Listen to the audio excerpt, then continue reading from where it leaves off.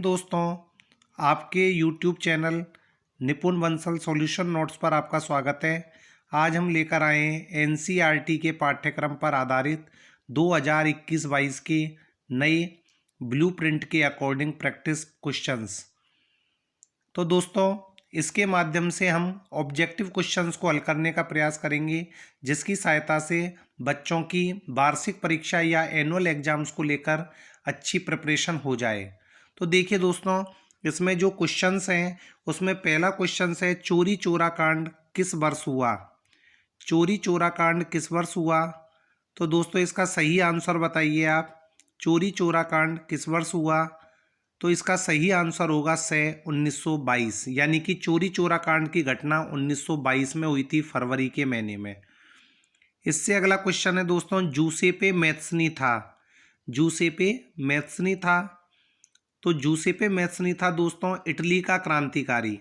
Giuseppe मैत्सनी Italy का क्रांतिकारी था। तीसरा क्वेश्चन है, महामंदी का प्रारंभ किस वर्ष में हुआ? तो महामंदी का जो दोस्तों प्रारंभ हुआ था वो हुआ था 1929 में, अमेरिका में। इससे अगला क्वेश्चन है, चादर अपर्दन के लिए कौन सा कारक उत्तरदायी है? तो दोस्तों, जो चादर अपर्दन है, चादर अपर्दन क्या होता है? जब नदियां बहती हैं या बाढ़ का पानी आता है तो इससे मृदा की ऊपरी परत अपर्दित होकर चली जाती है, जिसे चादर अपर्दन के नाम से जानते हैं। तो इसका सही आंसर होगा जल।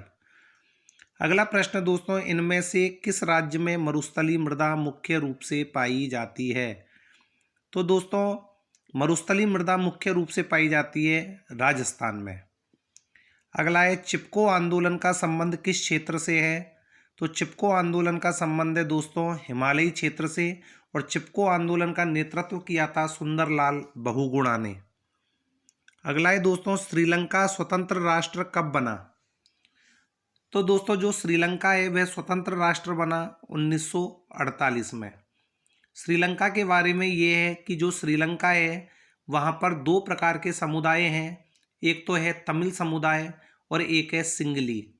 यहाँ पर क्या है कि 1956 में जो सिंगली हैं उन्होंने तमिलों को दरकिनार करते हुए या पीछे छोड़ते हुए, और उन्होंने अपने संविधान में सामान्यतः सिंगलियों को अधिक प्राथमिकता दी, जिस कारण से यहाँ पर गृह युद्ध की स्थिति उत्पन्न हो गई।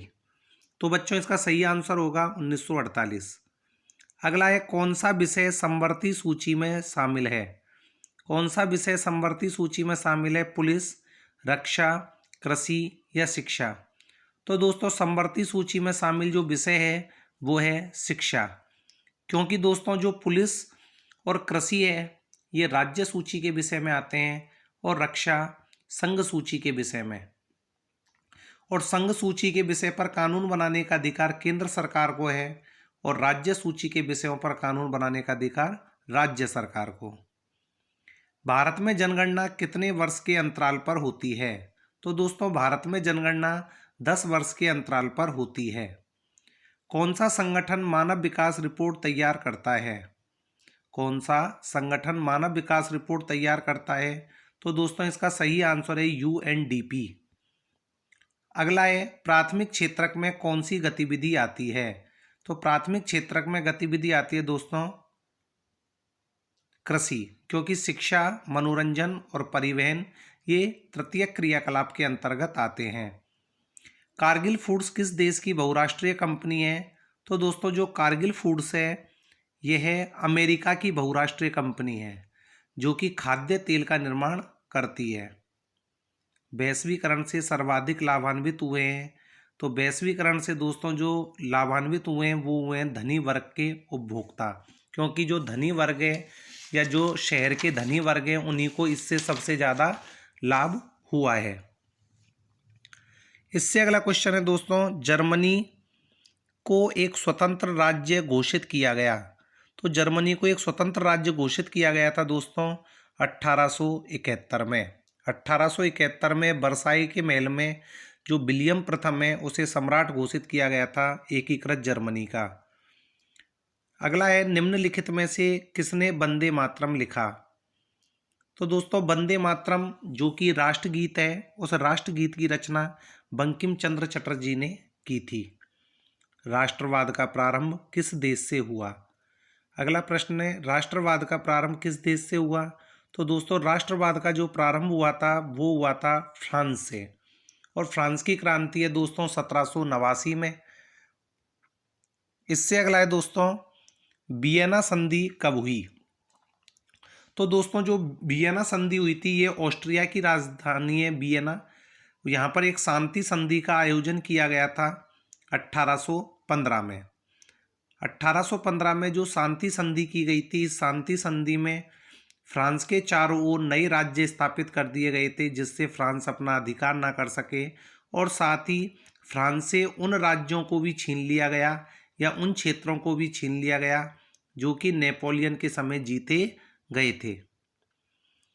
अगला है दोस्तों, G77 किस प्रकार के देशों का समूह है। G77 किस प्रकार के देशों का समूह है। तो दोस्तों इसके ऑप्शन है विकसित, अविकसित या अल्पविकसित, विकासशील या उपयुक्त सभी।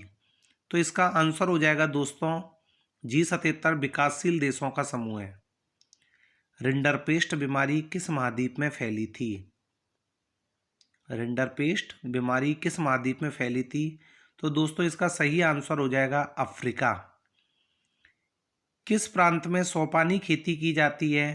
तो दोस्तों सोपानी खेती की जाती है पहाड़ी भागों में, और ये असम है जो एक पहाड़ी राज्य है, इस कारण से यहाँ पर सोपानी खेती की जाती है, जिसे सीढ़ीदार खेती भी कहते हैं। संकटग्रस्त प्रजातियों की सूची कौन सी संस्था तैयार करती है। संकटग्रस्त प्रजातियों की सूची कौन सी संस्था तैयार करती है। तो दोस्तों इसे तैयार करती है IUCN। अगला है दोस्तों, राज्य पुनर्गठन आयोग की रिपोर्ट को कब लागू किया गया। तो राज्य पुनर्गठन आयोग की रिपोर्ट को कब लागू किया गया दोस्तों, 1956 में। अगला है दोस्तों, नगर निगम के अध्यक्ष को क्या कहते हैं। सरपंच, मेयर, जिला प्रमुख या सभापति। तो दोस्तों नगर निगम के अध्यक्ष को कहते हैं मेयर। ग्राम पंचायत के मुखिया होता है सरपंच, जिला परिषद का प्रमुख होता है जिला प्रमुख, और नगर परिषद का प्रमुख होता है सभापति। इसी प्रकार दोस्तों देशों की तुलना के लिए महत्वपूर्ण विशिष्टता समझी जाती है। यदि हमें दो देशों के बीच तुलना करना हो तो दो देशों की तुलना करने के लिए जो सबसे महत्वपूर्ण लक्षण माना जाता है वो क्या माना जाता है दोस्तों। तो इसका सही आंसर होगा आय, क्योंकि 1990 से पहले प्रति व्यक्ति आय के आधार पर ही देशों की तुलना की जाती थी। इससे अगला है दोस्तों, साक्षर किसे माना जाएगा यदि आयु। साक्षर मानने का मापदंड क्या है दोस्तों भारत में। तो भारत में साक्षर होने का मापदंड है 7 वर्ष या उससे अधिक उम्र, जो कि इसका आंसर हो जाएगा ब। 7 वर्ष या उससे अधिक उम्र का वह व्यक्ति जो पढ़ना, लिखना और अंकगणितीय ज्ञान जानता हो उसे साक्षर कहा जाएगा। तो दोस्तों जो वीडियो आपने देखा इसे कमेंट करके बताइए आपको यह वीडियो कैसा लगा, और आगे भी आपके लिए इसी प्रकार से नई वीडियो बनते रहेंगे। आप ज़्यादा से ज़्यादा इस वीडियो को शेयर करें, लाइक करें, सब्सक्राइब करें। धन्यवाद।